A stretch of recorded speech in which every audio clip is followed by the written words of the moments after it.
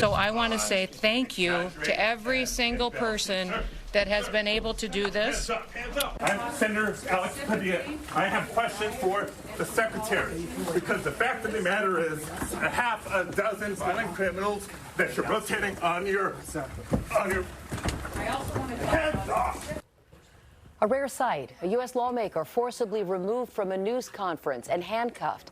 California Senator Alex Padilla says he just wanted to get answers from the head of Homeland Security about enhanced immigration enforcement in his state, but we see he was taken down by 3 federal agents. He and the head of Homeland Security spoke about what happened shortly afterward.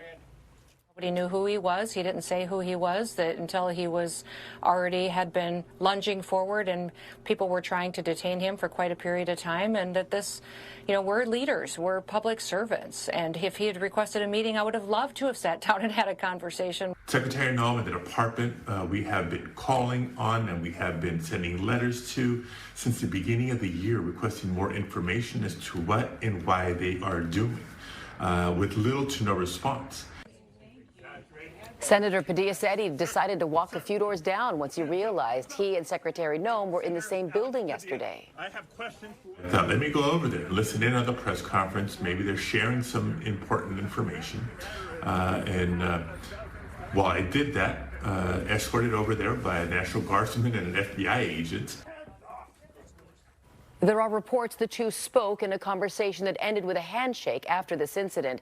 Still, many Democratic senators called the incident a turning point for the Senate and the country, say it was chilling to see a top lawmaker treated so harshly. Let's examine what happened and what it might mean by welcoming to Mornings on 2 Andres Quintero, political science professor at San Jose's Evergreen Valley College. Thanks again for being with us. Thank you for having me. Many are taking the incident in the context of what's happened and what's to come tomorrow. President Trump has ordered a military parade in Washington. There are planned protests against that nationwide. And of course, for a long week now, we've seen demonstrations against enhanced immigration enforcement in parts of L.A. and other California cities. What effect do you think Senator Padilla's takedown might have on this already contentious political situation? I think it does nothing more than just continue to escalate. What we're seeing here, people are feeling that the administration has taken us in an authoritarian direction, and this now is a new low. And so it's very, very concerning that a member of the upper chamber, whose chamber, by itself has the role of providing oversight and advice and consent to the executive branch. And so this is incredibly concerning. So it definitely will continue to heighten that tension that we're seeing throughout the country. What do you think of Secretary Noem's assertion that she didn't even recognize the senator when he started walking toward the podium? And the reality is that makes absolutely no sense. He's one of a few people that the administration needs. One of the 100 individuals that can single-handedly hold up legislation. That they're known very well to the executive branch, and if they don't, they're not doing their job, or they're not doing their job well.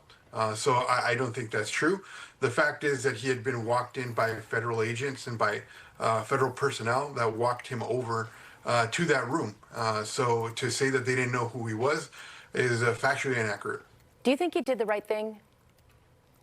Definitely. He stepping up for his constituents. There was claims that they were here to liberate Los Angeles. That type of language is the type of language you would use to ascribe to the Confederacy when the North was going into the South. That type of language is not appropriate for civilian issues that are taking place within another city in the United States. It can be dealt with by civilian authorities. This is not an apples to apples comparison. And the administration seems to be wanting to make something that doesn't exist there. How do you answer those who call this political theater on the part of the senator? Doing his job is not political theater. He happens to be part of that. He's within the Congress, but in the unique position that he's there to provide oversight for the executive branch in a matter that's not even provided to the other chamber. He's doing his job, and for that, we see them being taken down to the ground. This is a venerable chamber that, the house of Daniel Webster, his desk is still there, and to see a member being thrown onto the floor for doing his job is completely inappropriate, and it is incredibly concerning, and it should be concerning to everyone, not just people in his party, but to all. Does this help or hurt the cause of undocumented immigrants? I mean, this doesn't help anybody. The fact that I mean, specifically what happened yesterday. I think it raises attention, and if a member of the upper chamber is being treated this way, guess how undocumented folks are being treated. We don't have to guess. We could see it on video. We regularly people being slammed to the floor for simply working at a food processing plant. That's what we're seeing right here, and he just is bringing the attention to a broader scale. All right. We're appreciative of your time to sort of help parse what we all saw happen yesterday. Andres Quintero from San Jose's Evergreen Valley College. Professor, thank you for joining us. Thank you for having me. Of course.